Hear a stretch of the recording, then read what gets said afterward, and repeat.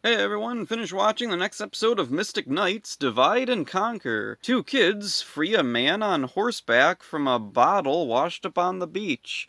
The man asks where King Conifer's castle is. He's from Prince Ivar's kingdom. They're under attack by desert nomads. He also tells them their king has new information on their stolen chalice. It was taken by a man with a scar on his forehead. King Conifer tells Ivar he may take what supplies he needs and return. A Kel's soldier watches them suspiciously.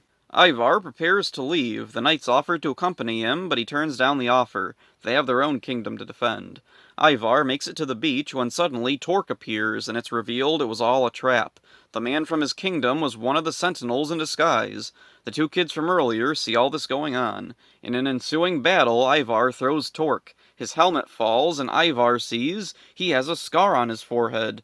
Torque confirms that it was indeed him who stole the chalice.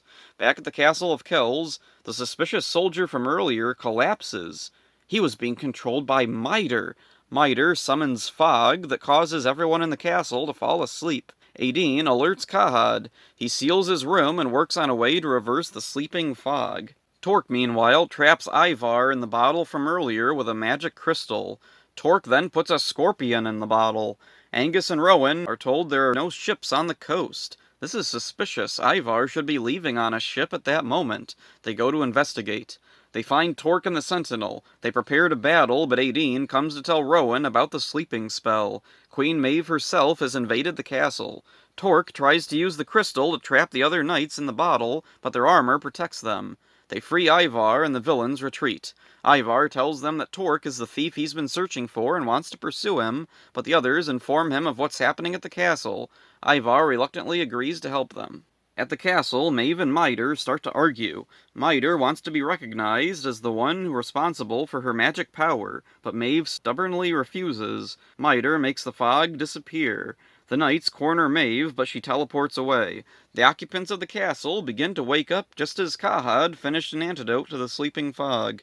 This episode feels like a whole movie with how much occurs. The one odd bit is the two kids at the beginning. I thought they'd play more of a role, but after freeing the disguised sentinel from the bottle, they're just passive observers. The bottle is a unique visual effect. It reminds me of something out of an old Ray Harryhausen movie. Speaking of which, Ivar fighting the scorpion is also reminiscent of those old fantasy movies. The kid's role at the beginning is to clue in the audience that there's something odd with the messenger to Ivar, but it kinda misses me.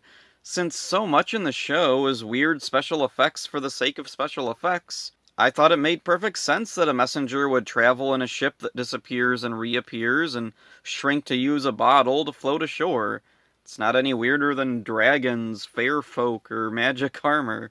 Another odd bit I really don't understand is the reveal of Torque being the one that stole Ivar's kingdom's chalice. He had no reason to reveal that. At first, I thought maybe I missed something on my first watch. Was the information of a man with a scar being the thief new, or being used to assure Ivar that the messenger really was from his kingdom?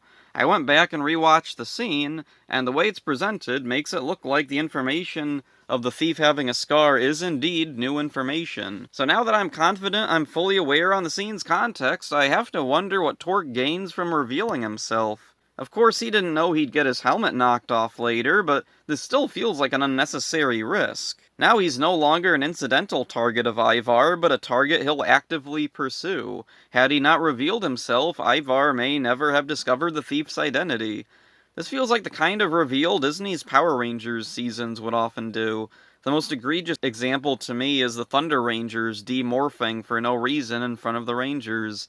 Mysteries had been building up for several episodes, but the Rangers themselves got almost no clues that they could use to figure out the identities of the Thunder Rangers. The writers needed them to know who they were and had no choice but to drop in a reveal. Here, I have no idea why Ivar needed to know Torque is the thief he's been searching for.